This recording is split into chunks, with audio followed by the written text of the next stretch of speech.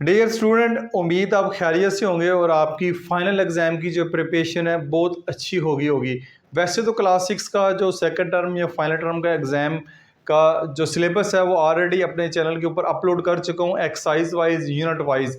कोई भी वीडियो आप आसानी क्लास 6 की मैथ की प्लेलिस्ट सर्च कर सकते हैं या आप यूट्यूब के ऊपर भी लिख सकते हैं exercise 9.1 class 6 math by learning zone.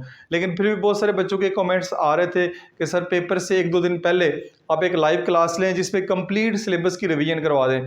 तो मैंने सोचा कि एक लाइव क्लास जो है आपके लिए अरेंज की जाए जिसमें कंप्लीट सिलेबस को रिवाइज किया जाए। तो ये वाली वीडियो बहुत इंपॉर्टेंट है, इंतहाई लायक बच्चों के लिए, वीक बच्चों के लिए और दरमियाने बच्चों के लिए। ठीक है, तीनों कैटेगरी के स्टूडेंट के लिए ये बहुत इंपॉर्टेंट वीडियो है। लायक बच्चों का बहुत फ़ायदा होगा और ख़ासतौर पर जो वो वीक स्टूडेंट है उनके लिए बहुत फ़ायदेमंद वीडियो हो सकती है, क्योंकि वो चाह रहे हैं कि फ़ाइनल आखिरी वक्त में कुछ ऐसा हमें मिल जाए कि हम कुछ ना कुछ करके रीज़नेबल नंबर जो है वो ले सकें। तो चैनल के ऊपर अगर आप पहली दफ़ा आए हैं तो चैनल को लाजमी सब्सक्राइब करें, साथ बेल का नोटिफिकेशन भी ज़रूर ऑन कर लें।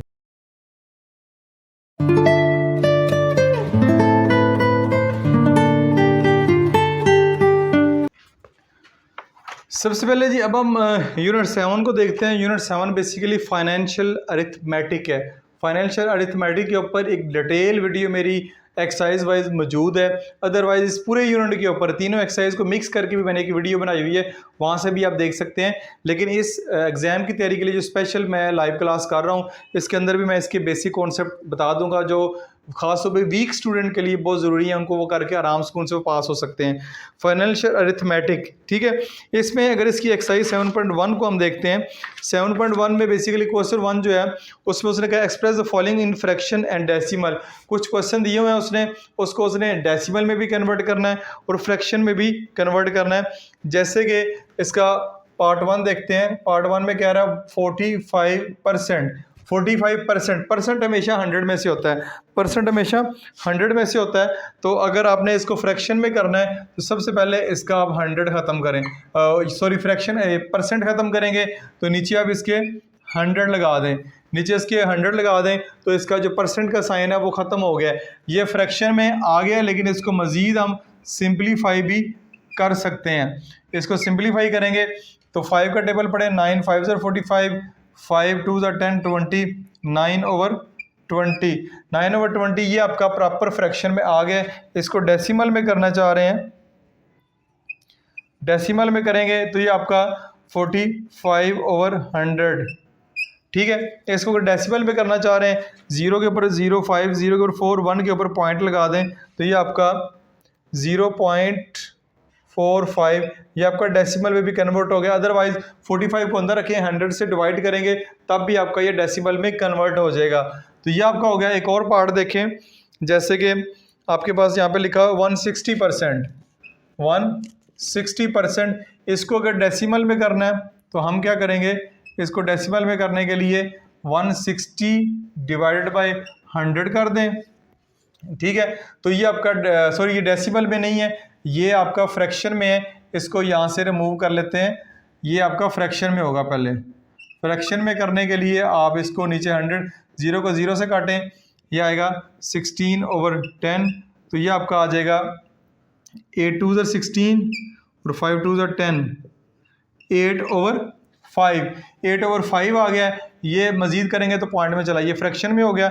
डेसिमल में अगर करेंगे, डेसिमल में अगर हम करेंगे, डेसिमल में हमारे पास आएगा 160 डिवाइडेड बाय 100। इसको आप अगर डेसिमल में कन्वर्ट करना चाह रहे हैं तो 8/5 को चले कर लेते हैं। 8 को अंदर रखें, 5 से करें, 5 1 ज़र 5, 3 पॉइंट लगा के 0 लगाएं, 5 6 ज़र 30, 5 6 ज़र 30।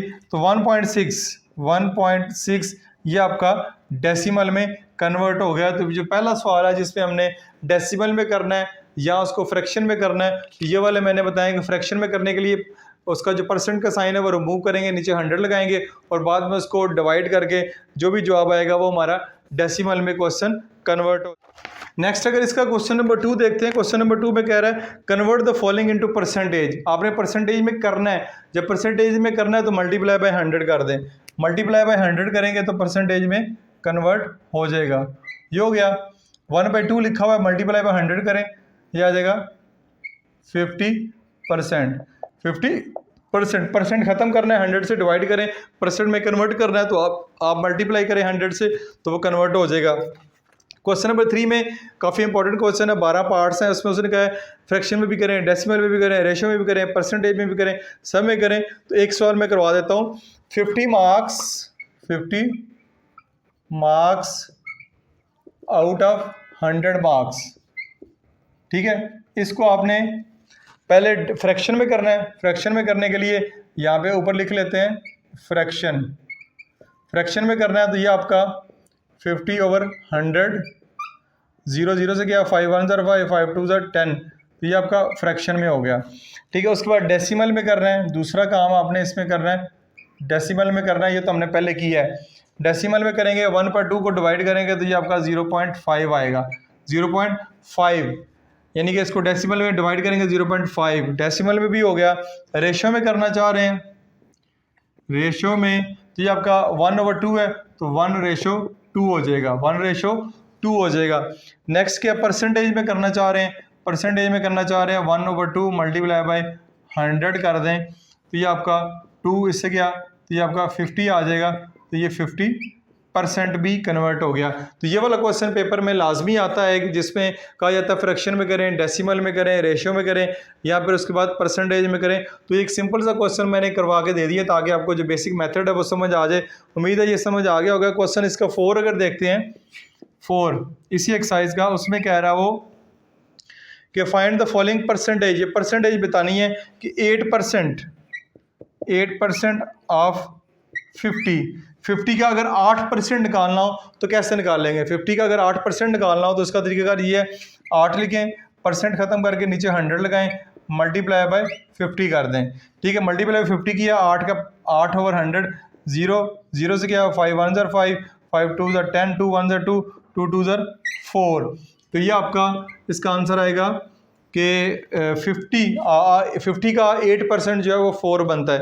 एक और मैं देता हूँ आपको, 75% ऑफ 4। ये जल्दी से आप इसको सवाल को हल करें, 75% ऑफ 4 फाइंड करें। तो जल्दी से फाइंड करके इसका मुझे कमेंट्स में आंसर बताएं कि 75% का जो 4 है वो क्या आता है।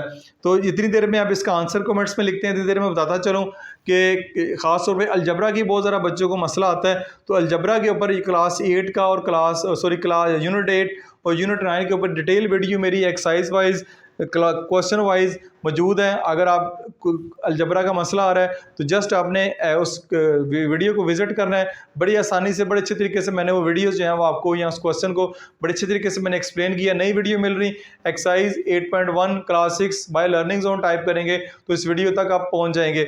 जल्दी से बताएं जी कमेंट्स में आपके आंसर आ गए हैं। कमेंट्स में जैसे ही आपका आंसर आएगा आपने इसको आंसर को करना है, जिसका आंसर आएगा उसको मैं कमेंट्स को पिन करूंगा। तो इस तरह आपकी 7.1 मुकम्मल हो गई है। उम्मीद है आपको अच्छे से 7.1 के बाद अगर देखें जो आपके सिलेबस में शामिल है, जो मेरे स्कूल के बच्चे हैं उनमें 7.2 फिल वक्त शामिल नहीं है सिलेबस में।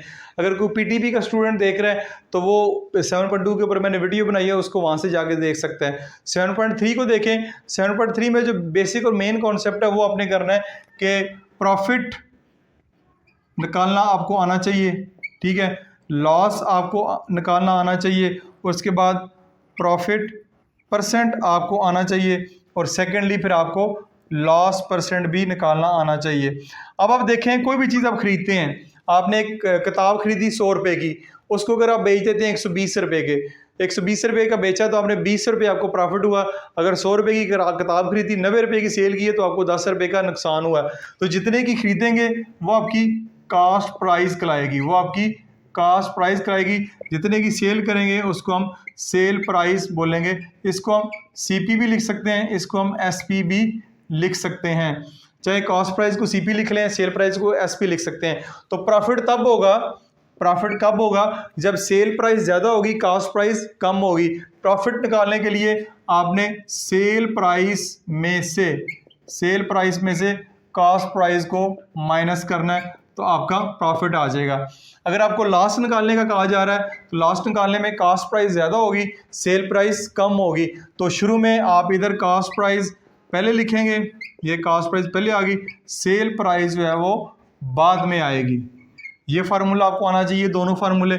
और जब भी एक लॉस और प्रॉफिट आप निकाल लेंगे तो इनकी प्रॉफिट या लॉस परसेंट भी निकालनी है। प्रॉफिट परसेंट निकालना चाह रहे हैं, इसका फार्मूला प्रॉफिट, ऊपर आएगा जो भी प्रॉफिट हुआ, नीचे आएगा CP मल्टीप्लाई बाय 100। CP से मुराद है कास्ट प्राइस, नीचे हमेशा कास्ट प्राइस ही आएगी। MCQ में भी आता है कि प्रॉफिट परसेंट किससे निकलता है, प्रॉफिट परसेंट कास्ट प्राइस से ही निकलता है। कास्ट प्राइस बताओ, जो प्रॉफिट हुआ उसको मल्टीप्लाई बाय 100 करेंगे, डिवाइडेड बाय CP करेंगे तो प्रॉफिट परसेंट आ जाएगा। लॉस परसेंट निकालना है तो ऊपर आएगा लॉस, नीचे हमेशा CP आएगा, मल्टीप्लाई बाय 100 करेंगे तो आपका लॉस परसेंट भी निकल आएगा। यानी नीचे आपने कास्ट प्राइस ही लिखना है, मल्टीप्लाई बाय 100, ऊपर आपका लॉस ही आएगा। ये फार्मूले अगर आपको अच्छे तरीके से आते हैं, याद कर लें। इसी फार्मूले से रिलेटेड MCQs आएंगे, क्वेश्चन आएंगे, और इसी से रिलेटेड कुछ छोटे छोटे क्वेश्चन होंगे जिसमें प्रॉफिट या लॉस फाइंड करना होगा, या प्रॉफिट परसेंट या लॉस परसेंट फाइंड करना होगा। ये फार्मूले लगा के आप आसानी से कर सकते हैं। जैसे मैंने क्वेश्चन दिया, एक चीज़ 500 खरीदी, 600 की बेच दी, कितना प्रॉफिट हुआ, कितने परसेंट हुआ। इस तरह के सिंपल क्वेश्चन आएंगे। तो उम्मीद है यूनिट 7 भी आपका क्लियर हो गया होगा। Examination 2021-22 class 6 math complete syllabus revision. इसमें जो फाइनल टर्म का कंप्लीट सिलेबस है उसको हम रिवाइज करेंगे। कंप्लीट सिलेबस से मुराद है जिस स्कूल में मैं पढ़ा रहा हूँ, ठीक है। अगर उस स्कूल के बच्चे देख रहे हैं तो उनको तो पता है हमारा फाइनल टर्म का सिलेबस क्या होता है। जो बाकी पंजाब गवर्नमेंट के स्टूडेंट देख रहे हैं तो वो भी कंप्लीट से मुराद है कि जो जो यूनिट इस टर्म में होंगे उस टर्म सिलेबस को हम रिवाइज करेंगे। तो सबसे पहले यूनिट 11 को देखते हैं। यूनिट 11 ये नहीं कि पिछले यूनिट नहीं है, जो मैं एक तरतीब से करना चाह रहा हूँ, पहले आसान फिर आस्ता आस्ता मुश्किल यूनिट की तरफ चलें। तो यूनिट 11 जो है हमारे पास, उसको अगर देखते हैं, वो हमारे पास पेज जो है आपका 125 पेरीमीटर एंड एरिया वाला यूनिट है, पेरीमीटर एंड एरिया। तो इसमें एक्सरसाइज जो 11.1 है, 11.1 आपको ये नज़र आ रही है। इसमें आपने find the area and perimeter of the following square and rectangle. आपने स्क्वायर और रेक्टेंगल का एरिया फाइंड करना है। तो एरिया फाइंड करने के लिए, पेरीमीटर फाइंड करने के लिए ज़रूरी है कि आपको इनमें फ़र्क भी पता हो कि स्क्वायर में क्या फ़र्क होता है और रेक्टेंगल क्या होती है। ये मैं आपके सामने डायग्राम 2 जो है वो ड्रा कर रहा हूँ। ये आपके पास जो है वो स्क्वायर है, ये आपके पास एक स्क्वायर शेप है, ये आपके पास रेक्टेंगल है, रेक्टेंगल। अब इसको स्क्वायर को कहते हैं, इसको रेक्टेंगल क्यों कहते हैं। स्क्वायर के अंदर याद रखें कि जो चारों साइड्स होती हैं वो एक ही मेजरमेंट की होती हैं। यानी अगर ये 4 सेंटीमीटर है, ये आपके पास 4 सेंटीमीटर है, ये भी 4 होगी, ये भी 4 होगी, ये भी 4 होगी। यानी स्क्वायर के अंदर जो सारी की सारी साइड्स होती हैं वो एक जैसी इक्वल होती हैं, और अंदर जो एंगल बन रहा होता है वो 90 डिग्री का होता है, ठीक है। इसके अंदर भी रेक्टेंगल के अंदर जो एंगल अंदर बन रहे हैं वो 90 डिग्री के ही हैं, लेकिन इसकी जो चारों साइड्स हैं वो बराबर नहीं होती, बल्कि ये अपोजिट साइड जो है वो बराबर होती है। ये 7 है, ये भी 7 होगी, ये 3 है तो ये भी 3 सेंटीमीटर होगी। इसकी आमने सामने वाली साइड जो आपस में बराबर होती हैं, अंदर एंगल इसके 90 के ही होते हैं। तो ये सबसे पहले आपको टॉपिक समझने से पहले स्क्वायर और रेक्टेंगल का जो डिफरेंस है, यानी उनके दरमियान फ़र्क है, उसका आना ज़रूरी है। अब इसका अगर देखते हैं एरिया, एरिया देखते हैं। एरिया अगर देखते हैं स्क्वायर का, ठीक है, स्क्वायर का और रेक्टेंगल का। अब आपकी बुक के ऊपर इसका एरिया मेंशन है, पीछे चलें तो पेज 126 के ऊपर लिखा हुआ है। सबसे पहले अगर एरिया ऑफ स्क्वायर देखें, एरिया ऑफ स्क्वायर होता है कि side multiply by side, side को साइड से मल्टीप्लाई कर दें, ठीक है। तो अगर ये 4 सेंटीमीटर है, 4 सेंटीमीटर है तो 4 को 4 से मल्टीप्लाई करेंगे, 16 सेंटीमीटर स्क्वायर इसका एरिया आ जाएगा स्क्वायर का, साइड मल्टीप्लाई बाय साइड। ये आपका होगा एरिया ऑफ स्क्वायर जो है, ये लिखा भी है side multiply by side. Side से मुराद है एक साइड 4 है, दूसरी भी ऑटोमेटिकली 4 ही होगी। अगर रेक्टेंगल का देखते हैं एरिया, एरिया ऑफ रेक्टेंगल जो है हमारे पास बनेगा, ये हमारे पास याद रखें कि इसको कहते हैं लेंथ मल्टीप्लाई बाय ब्रेड्थ, या हाइट लेंथ मल्टीप्लाई ब्रेड्थ होगी। यानी एक साइड ये है, एक साइड ये है, दो साइड्स है, इन दोनों साइड्स को अगर मल्टीप्लाई करेंगे तो आपका एरिया आ जाएगा। यानी कि एक अगर 3 सेंटीमीटर है तो दूसरी 7 सेंटीमीटर है, ये 21 सेंटीमीटर स्क्वायर इसका एरिया आ जाएगा। तो ये रेक्टेंगल का एरिया आपने फाइंड कर लिया, यानी side length multiply by breadth. ये आपको समझ आ गई। अब हम चलते हैं इनके पेरीमीटर की तरफ, इनके पेरीमीटर की तरफ। पेरीमीटर में यहाँ पे चले कर लेता हूँ, मीटर इन दोनों के। स्क्वायर का अगर पेरीमीटर फाइंड करना चाह रहे हैं या रेक्टेंगल का करना चाह रहे हैं, इन दोनों के देख लेते हैं। स्क्वायर का करना चाह रहे हैं तो स्क्वायर का पेरीमीटर फाइंड करने का मतलब है 4 मल्टीप्लाई बाय साइड, ये चारों साइड जमा कर दें, ये 4 हैं, सब साइड्स को जमा कर दें, या एक साइड लिखे 4 से मल्टीप्लाई कर दें। 4 multiply by side, 4 multiply by side, एक 4 है तो दूसरी अगर एक 4 को 4 से मल्टीप्लाई करेंगे तो 16 सेंटीमीटर इसका पेरीमीटर आएगा। ठीक है, ये तो वैसे ही दोनों 4 हो गए। अगर क्या कहते हैं यहाँ पे कोई और 5, 6, 7 सेंटीमीटर हो तो उसको 4 से ही मल्टीप्लाई करना है, क्योंकि स्क्वायर की 4 साइड होती हैं। रेक्टेंगल की बात करते हैं, इसका होता है 2 इंटू लेंथ प्लस ब्रेड्थ, यानी कि 2 लेंथ कितनी है, लेंथ हमारे पास 3 है, ब्रेड्थ हमारे पास 7 है, तो 2 इंटू इनको ऐड करेंगे 10 हो जाएगा, 10 टू 20 सेंटीमीटर इसका जो है वो रेक्टेंगल का पेरीमीटर आ जाएगा। ये दोनों के पेरीमीटर और एरियाज स्क्वायर के और रेक्टेंगल के मैंने फाइंड करने अभी वीडियो के पहले से सिखाए हैं, यानी कि आपने इधर दोनों का फ़र्क पता होना चाहिए, रेक्टेंगल और एरिया में क्या फ़र्क है, ये ज़रूरी है कि आपको जब तक पता नहीं चलेगा दोनों में डिफरेंस क्या, तब तक आप क्वेश्चन नहीं सॉल्व करेंगे। और साथ आपको ये भी पता होना चाहिए कि इनके पेरीमीटर के, स्क्वायर रेक्टेंगल की और स्क्वायर की एरिया और उस पेरीमीटर के फॉर्म। एक्सरसाइज 11.1 का क्वेश्चन नंबर 1 अगर देखते हैं, क्वेश्चन नंबर 1 में उसमें मुख्तलिफ डायग्राम दी हुई हैं। डायग्राम का क्या है, इसकी एरिया भी फाइंड करना है, पैरामीटर भी फाइंड करने हैं।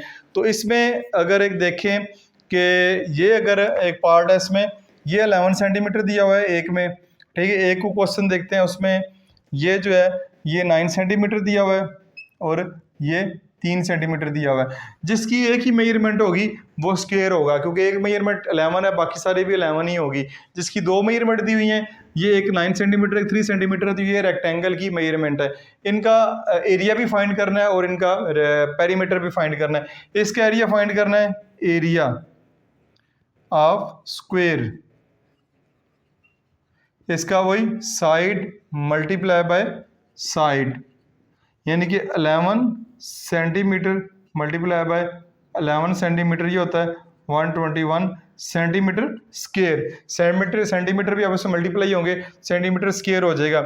इसका अगर पेरीमीटर फाइंड करना है, पेरीमीटर फाइंड करना है, वो होगा या इन चारों साइडों को जमा कर लें, 11 को 4 दफ़ा जमा कर लें, या 4 से मल्टीप्लाई कर दें, 4 मल्टीप्लाई बाय 11, तो ये हो जाएगा 44 सेंटीमीटर, ये इसका पेरीमीटर हो जाएगा।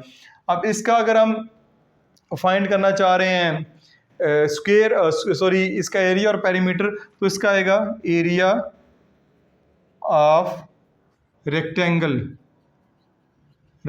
यानी कि ये होगा length multiply by breadth. Length है 9 मल्टीप्लाई बाय 3, आ जाएगा 9 3 27 सेंटीमीटर स्क्वायर। इसका अगर पेरीमीटर फाइंड करना चाह रहे हैं, ये आएगा पेरीमीटर, तो ये हो जाएगा 2 into length plus breadth, 2 into 9 plus 3, तो 2 इंटू 12 टू 24 सेंटीमीटर, ये इसका हमारे पास क्या आ गया, पेरीमीटर आ गया। तो इस तरह ये मैंने पहले भी डिटेल से बता दिया है, और साथ में इसका मैंने एक क्वेश्चन भी सॉल्व करके दे दिया है कि कैसे अपने स्क्वायर के एरियाज और पेरीमीटर को फाइंड करना है।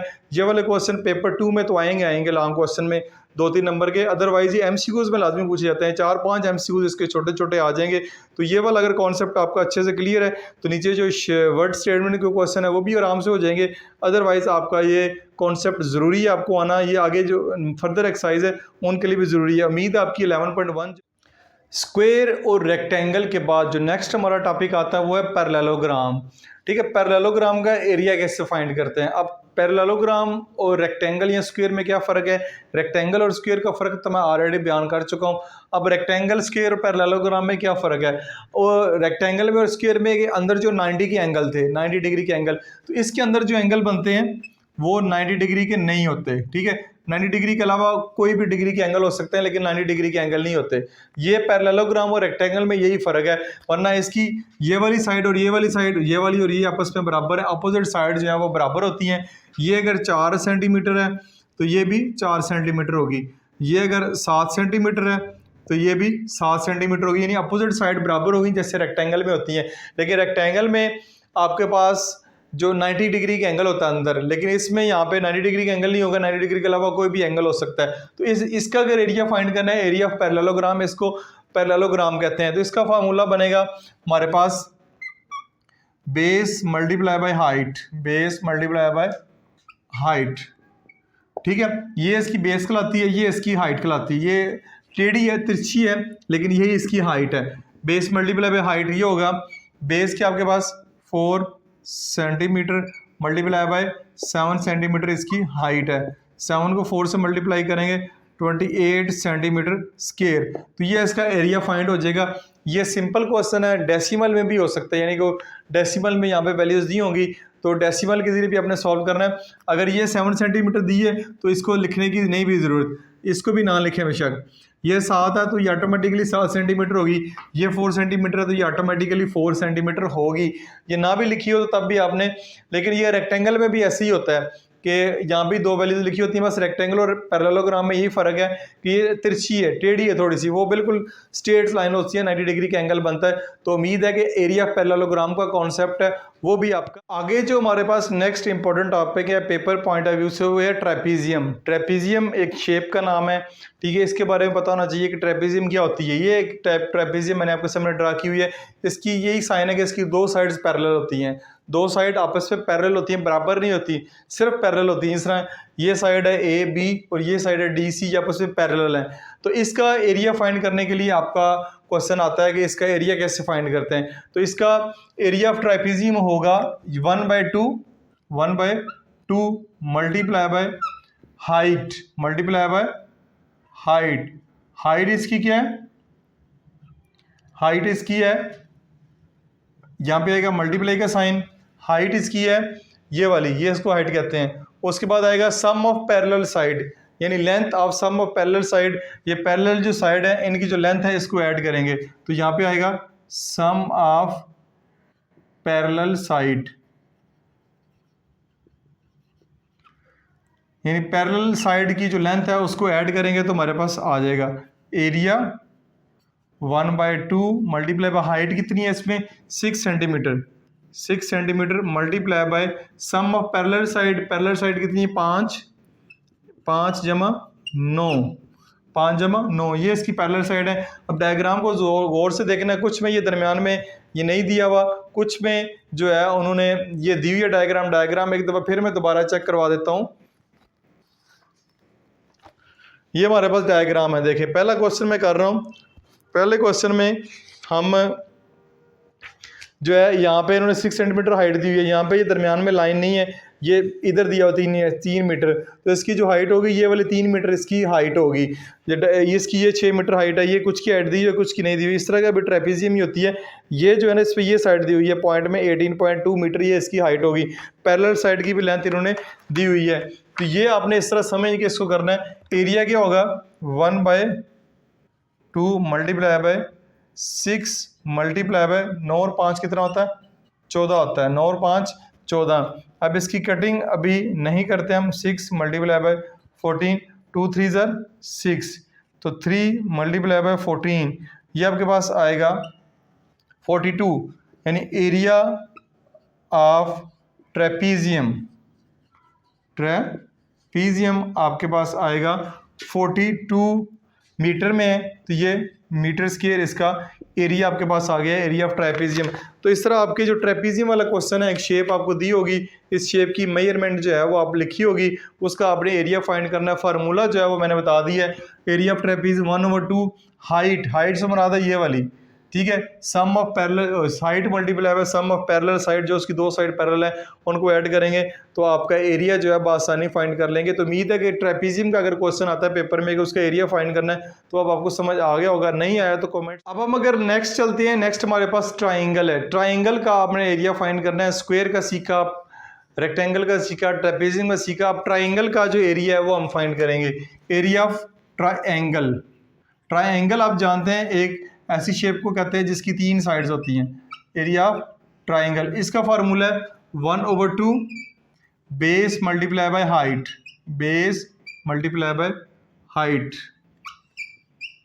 ये इसका फार्मूला है 1/2 base multiply height. Page number जो है 136 पे 11.5 है, 137 के ऊपर एक्सरसाइज है। तो इसमें क्वेश्चन नंबर 1 देखते हैं 11.5 का। इसमें इसके 8 पार्ट हैं। 8 पार्ट में उन्होंने कहा हुआ है कि आपने इसका एरिया फाइंड करना है, ट्राइंगल का एरिया फाइंड करना है। तो चलें इसमें एक पॉइंट वाला क्वेश्चन ले लेते हैं। छठा पार्ट है, इसमें छठे पार्ट में बेस आपके पास दी हुई है, बेस है 20.1 सेंटीमीटर और इसमें हाइट जो है हमारे पास है 12.8 सेंटीमीटर। अब आपने इसका अगर एरिया फाइंड करना है तो बड़ी आसानी से ये वाला फार्मूला लगा के आप फाइंड कर सकते हैं। इसमें बेस दी होगी और हाइट दी होगी, बेस और हाइट ये दो चीज़ें दी होंगी तो आप इसका बआसानी एरिया फाइंड कर सकते हैं। यहाँ पे लिखेंगे एरिया ऑफ ट्राइंगल, इसका formula 1/2 b multiply by h. B multiply by h से मुराद है बेस मल्टीप्लाई बाय हाइट। तो 1/2 मल्टीप्लाई बाय बी, आपके पास बेस क्या है 20.1 मल्टीप्लाई बाय 12.8।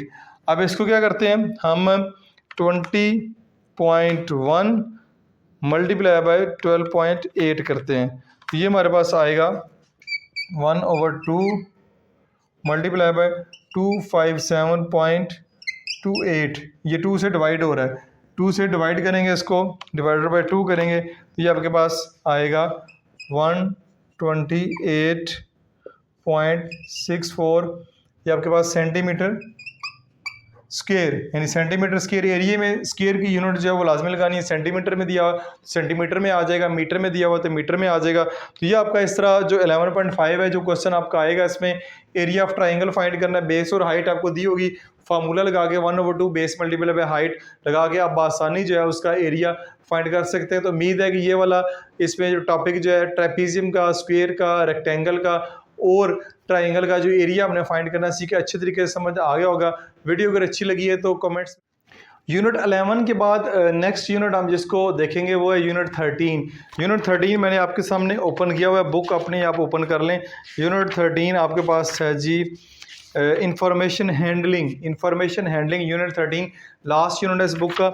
इसमें सबसे पहले डाटा के बारे में बयान किया है कि डाटा क्या होता है और फिर डाटा की टाइप्स दी गई हैं आपको, ठीक है। क्लासिफिकेशन डाटा किसी भी किस्म की इंफॉर्मेशन को कहते हैं। डाटा कोई भी इंफॉर्मेशन ही आपकी क्लास में नंबर ऑफ स्टूडेंट्स के नाम, स्टूडेंट की एज, ये बेसिकली डाटा है। तो डाटा की टाइप्स है अनग्रुप डाटा या ग्रुप डाटा, तो अब एक्सरसाइज जो 13.1 है इसमें जस्ट हमने क्वेश्चन दिए हुए हैं और पूछा गया कि ग्रुप डाटा कौन सा है और अनग्रुप डाटा कौन सा है। तो मैं एक दो एग्जांपल के जरिए आपको ये टॉपिक क्लियर करना चाहता हूँ कि ग्रुप डाटा से मुराद ये है कि मैं अगर कहता हूँ कि ओवरऑल क्लास 6 ने अच्छे मार्क्स लिए हैं, तो ये ग्रुप की शक्ल में हो जाएगा।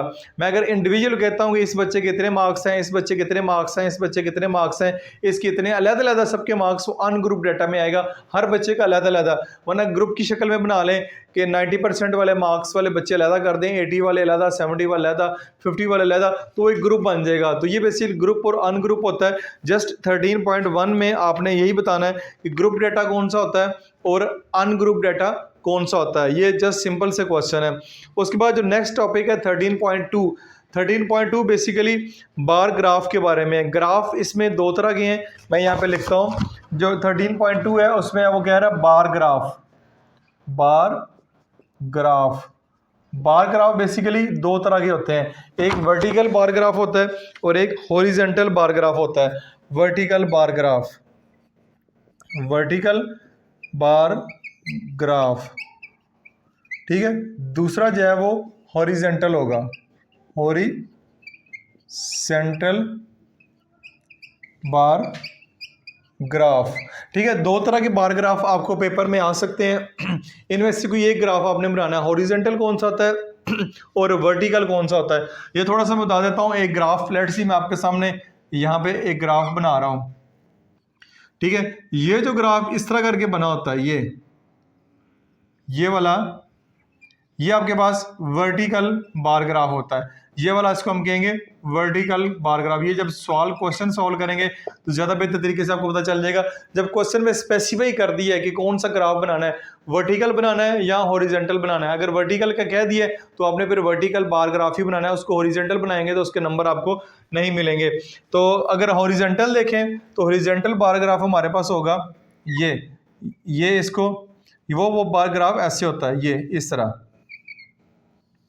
अगर इस तरह का ग्राफ होगा तो वो आपके पास हॉरिजेंटल होगा, इसको हम हॉरिजेंटल बार ग्राफ कहते हैं, हॉरिजेंटल ग्राफ। ये हमारे पास हॉरिजेंटल ग्राफ है।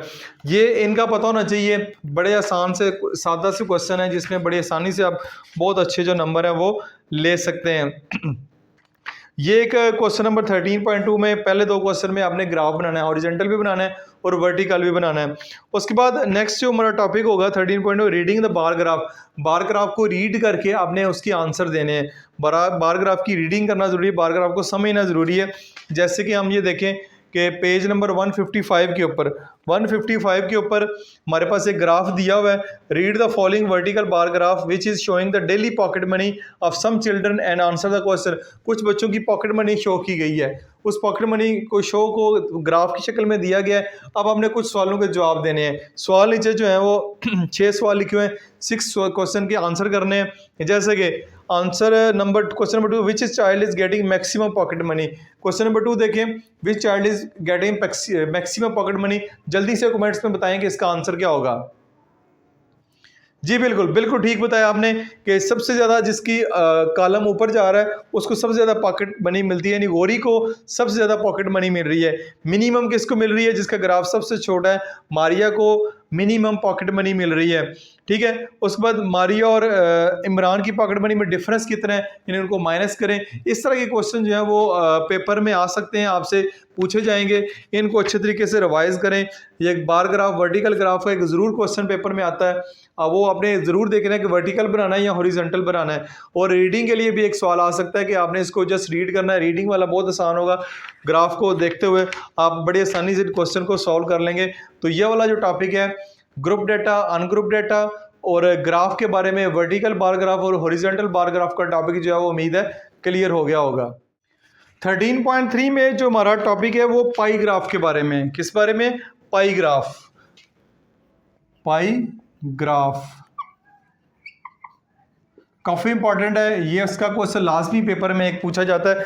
पाई ग्राफ बेसिकली होता है a graph in which data is represented by the sector of circle. Circle के मुख्तलिफ सेक्टर बनाए जाएं, सेक्टर में जो डाटा वो आपको शो किया जाए वो पाई ग्राफ होता है। तो यहाँ पे आपको 13.3 के ऊपर डिटेल वीडियो मेरी ऑलरेडी मौजूद है, आप उसको सर्च कर सकते हैं, exercise 13.3 class 6 by learning zone. तो डिटेल वीडियो मिल जाएगी, लेकिन इस एग्जाम के वाले से वीडियो भी मैं थोड़ा सा एक्सप्लेन कर देता हूँ कि इसको आपने करना ऐसे है कि इसके 3 क्वेश्चन दिए हुए हैं। 3 क्वेश्चन में पाई ग्राफ एक शो किया गया है, उस पाई ग्राफ को देखते हुए आपने कुछ क्वेश्चन को आंसर करना है। जैसे कि मैं यहाँ पे एक करता हूँ आपको समझाने के लिए, एक ये सर्कल हो गया, ये इसमें ये जो पहला आया वही कर लेते हैं। ये अब यहाँ पे लिखा हुआ है स्टूडेंट्स का दिया है, जो पास स्टूडेंट है उनका जो एंगल बन रहा है 240 डिग्री, जो फेल हो रहे हैं उनका एंगल बन रहा है 90 डिग्री फेल स्टूडेंट का, और गॉड पोजीशन जो 30 डिग्री एंगल है वो उनका है जिन्होंने पोजीशन हासिल की है।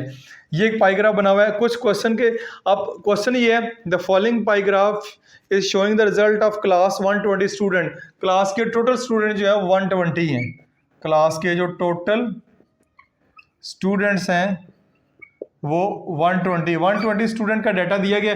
बताना है कि इसमें से कितने बच्चे पास हुए हैं, कितने बच्चे फेल हुए हैं और कितने बच्चों ने पोजीशन हासिल की है। ये डाटे से आपने देखना है। अब वैसे 240 लिखा हुआ है, 240 से मुराद ये नहीं कि 240 बच्चे पास हुए हैं, क्योंकि टोटल बच्चे 120 हैं, 120 में 240 नहीं पहुंच सकते, बल्कि ये ग्राफ की सेक्टर की शक्ल में दिया हुआ है सर्कल के अंदर। तो इसको अपने नंबर ऑफ स्टूडेंट निकालने हैं। तो आप ग्राफ के अंदर, ये सर्कल के अंदर जो टोटल एंगल बनता है वो 360 का बनता है। आपकी प्रोडक्टर है डी, उसका हाफ करें 180, उसको डबल करें दो डी इकट्ठी जोड़ेंगे तो 180 180 360 बन जाता है। तो सर्कल के अंदर टोटल जो एंगल बनेगा वो 360 का बनता है। तो आपने जब इनका निकालना है डाटा तो 360 से डिवाइड करके करना है, ठीक है। आप करेंगे यहाँ पे लिखेंगे नंबर ऑफ स्टूडेंट्स पास्ट, कितने स्टूडेंट पास हुए हैं। इसका फार्मूला क्या बनेगा, पास स्टूडेंट का एंगल कितने हैं, एंगल है हमारे पास 240, नीचे आपका हमेशा 360 आएगा। 360 डिग्री के एंगल में 240 डिग्री एंगल बन रहा है, multiply by number of student होंगे। 0 को 0 से काट दें, 12 1 ज़ा 12, 12 3 ज़ा 36, 8 3 ज़ा 24, 0।